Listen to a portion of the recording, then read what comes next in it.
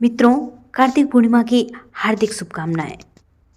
माता लक्ष्मी और भगवान विष्णु सदैव आप पर अपनी कृपा बनाए रखें। हिंदू धर्म में कार्तिक पूर्णिमा का विशेष महत्व है। वैसे तो हर पूर्णिमा बहुत खास होती है, लेकिन कार्तिक पूर्णिमा बहुत ही ज़्यादा खास होती है। और इस बार कार्तिक पूर्णिमा 27 नवंबर को पड़ रही है। तो मित्रों, इस दिन कार्तिक पूर्णिमा व्रत कथा सुनने से आपकी हर मुराद पूरी हो जाती है। तो आइए प्रारंभ करते हैं कार्तिक पूर्णिमा की व्रत कथा। एक पौराणिक कथा के अनुसार तारकासुर नामक एक राक्षस था। उसके 3 पुत्र थे, तारकाच, कमलाच और बिंदुमाली। तारकासुर बहुत ही बलवान था। उसने धरती व स्वर्ग पर आतंक मचा रखा था, जिससे परेशान होकर देवताओं ने भगवान शिव को उसका अंत करने के लिए प्रार्थना की। उनकी प्रार्थना सुनकर भगवान शिव ने तारकासुर का वध किया।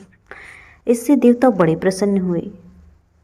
उसके 3 पुत्रों को ये सुनकर बहुत दुख हुआ और उन्होंने इसका बदला लेने के लिए ब्रह्मा जी की घोर तपस्या की। उनकी तपस्या से प्रसन्न होकर ब्रह्मा जी ने तीनों से वरदान मांगने को कहा। तीनों ने ब्रह्मा जी से अपने अमर होने का वरदान मांगा। ब्रह्मा जी ने अमरता के अलावा कोई दूसरा वरदान मांगने को कहा। इसके बाद उन तीनों ने कुछ देर तक इस पर बहुत विचार किया। फिर ब्रह्मा जी से कहा, आप 3 अलग अलग नगरों का निर्माण करें, जिसमें सभी बैठकर पूरी पृथ्वी और आकाश घूम सके। 1000 साल बाद जब हम मिलें तो हम तीनों के नगर मिलकर एक हो जाएं। जो देवता तीनों नगरों को एक ही बाण में नष्ट करने की क्षमता रखता हो, वही हमारे मृत्यु का कारण बनेगा। उन सबकी नज़र में ये असंभव कार्य था। उन्होंने वो वरदान ब्रह्मा जी के निर्देशानुसार मैदानों ने 3 नगरों की स्थापना कर दी। तारकच के लिए सोने का, कमला के लिए चांदी और बिंदुमाली के लिए लोहे का नगर बनाया गया। तीनों ने मिलकर तीनों लोकों पर अपना अधिकार जमा लिया। इंद्र देवता इन तीनों राक्षस से बहुत भयभीत हुए और भगवान शंकर की शरण में गए।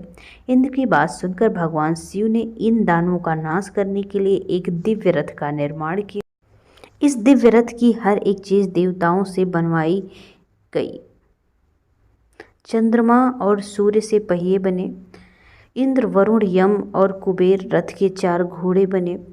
हिमालय धनुष बने और शेषनाग प्रत्यंचा बने। भगवान शिव खुद बाण बने और बाण की नोक पर अग्निदेव स्वयं बने। इस रथ पर भगवान शिव स्वयं सवार हुए।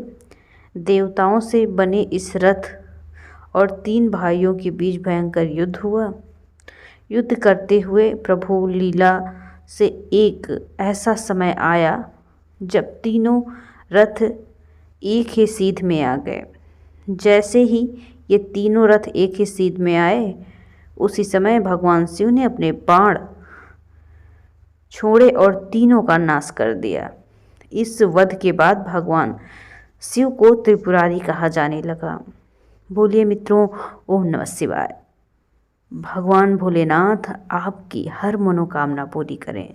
थैंक्स फॉर वॉचिंग मित्रों। जितना हो सके वीडियो अपने दोस्तों और रिश्तेदारों में शेयर करना ना भूलें।